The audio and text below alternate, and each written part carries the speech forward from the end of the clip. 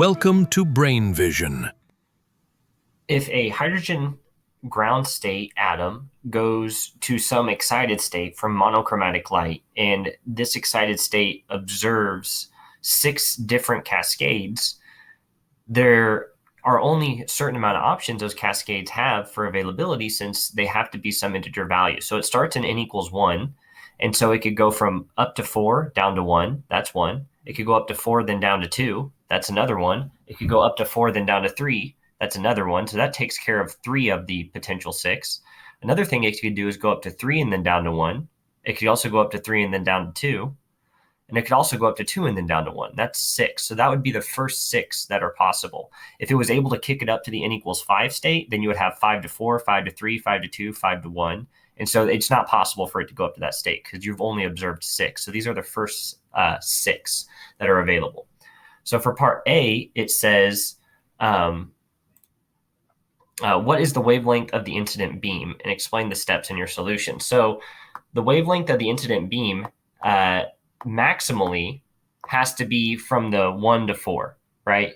So we can say that the maximum energy, let's type this out.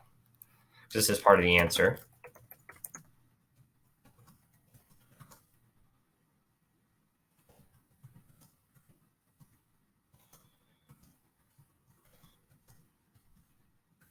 Okay.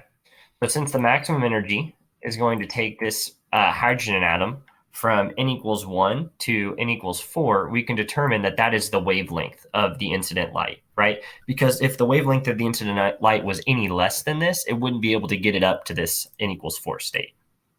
So now to calculate this, we're going to use the equation that says 1 over lambda is equal to the Rydberg constant, R sub h,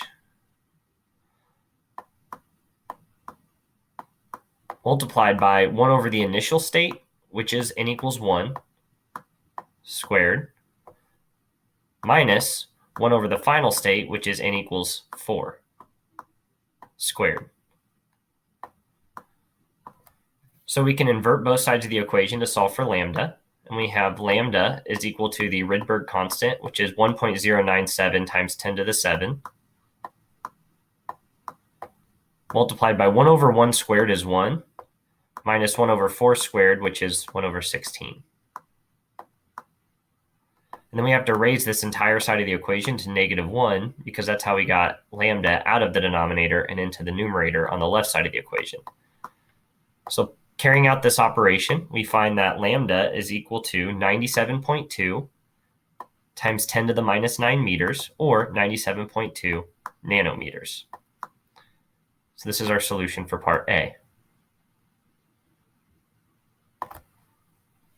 Part B wants to know the longest wavelength that's available. Well, the longest wavelength is going to have the lowest amount of energy.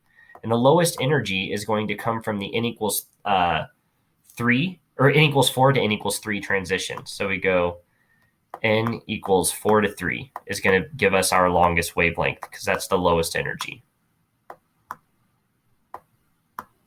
Okay.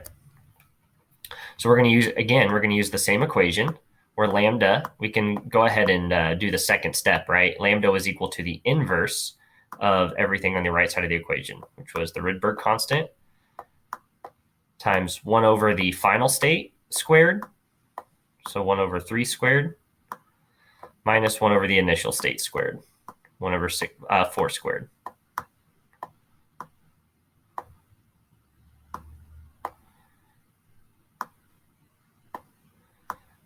And this whole right side of the equation is raised to -1. Carrying out this operation, we find that this wavelength, for the longest wavelength, is 1.88 times 10 to the minus 6 meters, which is the same as 1.88 micrometers. You could write it either way, but I'm going to write it as micrometers. Part C says, what part of the spectrum is this? So I just looked it up. And a wavelength of this specific length is in the infrared region.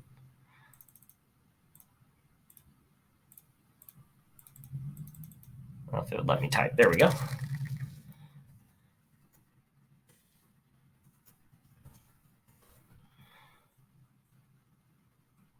blow this up. And this is our solution for part C. And then part D says, what series is this a part of? And this is a part of the Paschen series. And the reason is because the Paschen series goes from some higher value down to n equals 3. So it has a final state of n equals 3. So we can say this is the Paschen, P-A-S-C-H-E-N series, since it goes from a higher state to n equals 3 final state.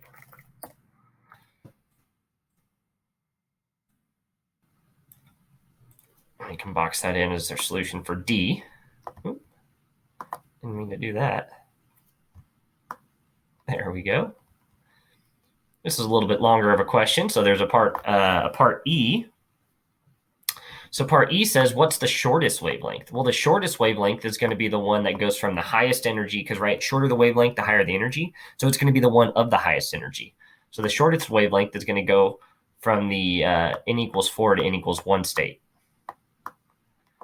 which, if we look back, is the same as A. So we can say same as A, as part A. So it's the same wavelength as part A, so we don't even need to do any calculations, which is nice. We have, for E, lambda is equal to 97.2 nanometers.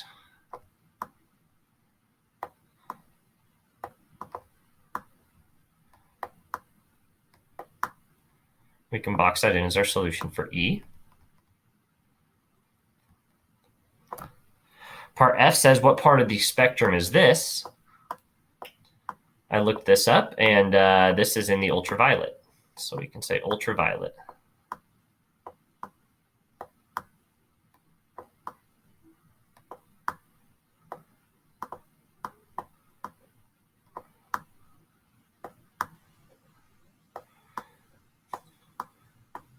We can box that in as our solution for F. And then lastly, part G says, what series is this a part of? Well, because it goes from some higher order down to n equals 1, this is the Lyman series.